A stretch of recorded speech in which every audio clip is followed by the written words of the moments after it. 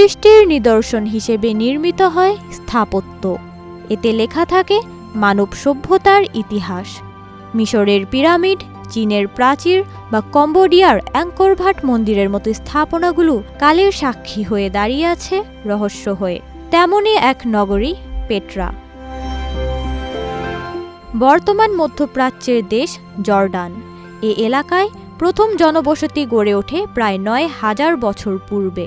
তখনও কৃষি বিপ্লব হয়নি, তাই আদিম সে গোত্রগুলোর জীবিকার পথ ছিল ভেড়া বা ছাগলের মতো গবাদি পশু লালন পালন।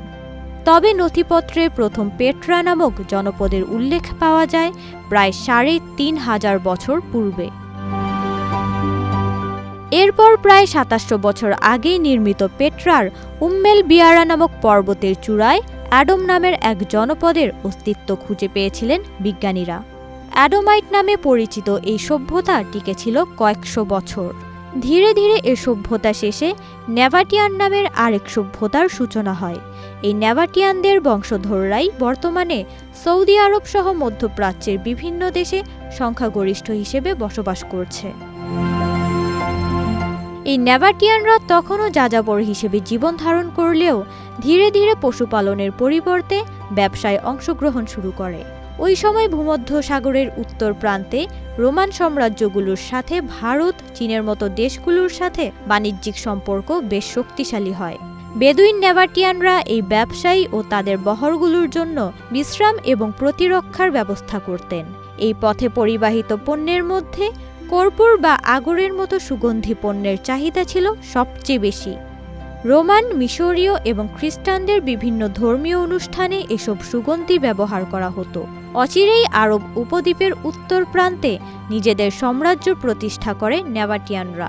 সেই সাম্রাজ্যের রাজধানী হিসেবে পেট্রাকে বেছে নেয় তারা। পেট্রা নগরী মূলত একটি অত্যন্ত সুরক্ষিত দুর্গ ছিল। এটি বিখ্যাত এর অসাধারণ প্রাকৃতিক সৌন্দর্য আর গুরুত্বপূর্ণ স্মৃতিস্তম্ভগুলোর জন্য।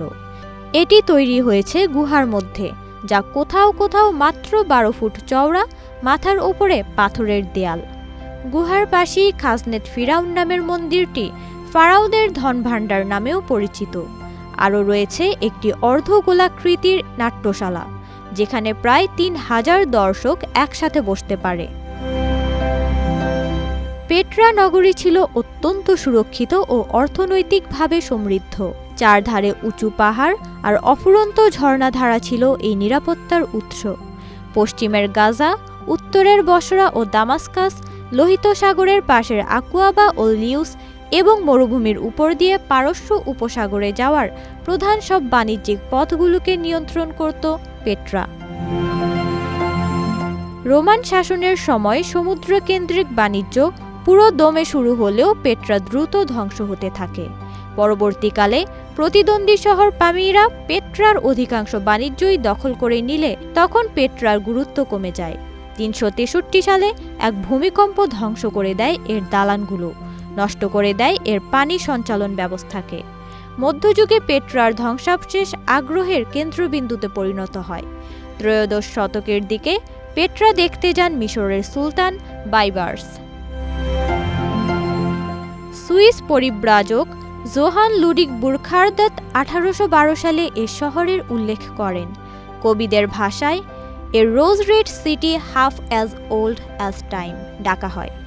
ইউনেস্কো এটিকে বৈশ্বিক ঐতিহ্যবাহী স্থান ঘোষণা করে ১৯৮৫ সালে।